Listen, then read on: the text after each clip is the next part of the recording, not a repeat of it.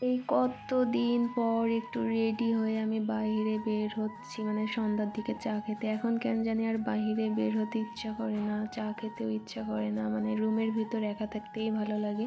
Hello viewers, this is me from my page Bubbly. আশা করছি সবাই অনেক অনেক ভালো আছেন।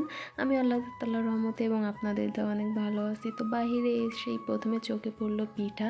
তো পিঠা যেখানে আমি তো সেখানে থাকবো। মানে ভাপা পিঠা, পুলি পিঠা, চিতই পিঠা থেকে সব রকম পিঠাই পাওয়া যাচ্ছিল, আর পিঠার দামগুলোও কম ছিল। তো আমি প্রথমে একটা পাটিসাপটা পিঠা খাই, এরপর দুইটা চিতই পিঠা খাই। তো এখানের ভর্তাগুলো দেখেই অনেক লোভনীয় লাগতেছিল, তাই ঝটপট করে আমি চিতই পিঠার সাথে ভর্তা নিলাম। সরিষা ভর্তা আর ধনিয়া পাতা ভর্তা চিতই পিঠা দিয়ে খেতে এত মজা। এরপর আমরা চা গুঞ্জনে চলে আসলাম, এখানে একটু আমরা চা খাবো। চা খেয়ে দিয়ে আমরা এখান থেকে বের হইতে একটু বসে গল্প করতেছিলাম সবাই মিলে। এখন কেন জানি আর কোনো গ্যাঞ্জাম একদমই পছন্দ না, মনে হয় না রুমের ভিতরেই থাকি, বাইরে যাব না। আর বাইরে প্রচুর ঠান্ডা, একটু বের হইলাম তো বুঝতে পারলাম। তো এরপর আমরা একটু চা খাই।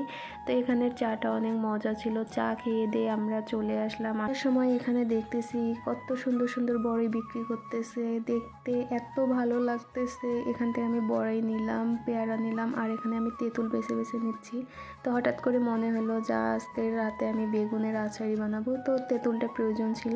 তো এখান থেকে আমি একটু তেঁতুল নিলাম। এরপর রুমে এসে আমি বেগুন ভাজতেছিলাম, আর একটু পরেই আমি বেগুনের আচারি বানাবো। তো এখানে আমি মশলাটা ঠিক মতো দিচ্ছি, দিয়ে ভালো করে কষাচ্ছিলাম। তো ফাইনাল লুক আপনারা দেখতেই পাচ্ছেন, এত সুন্দর ছিল খেতে। আর আজকের ভিডিওটা এখানেই শেষ করছি। আল্লাহ হাফিজ।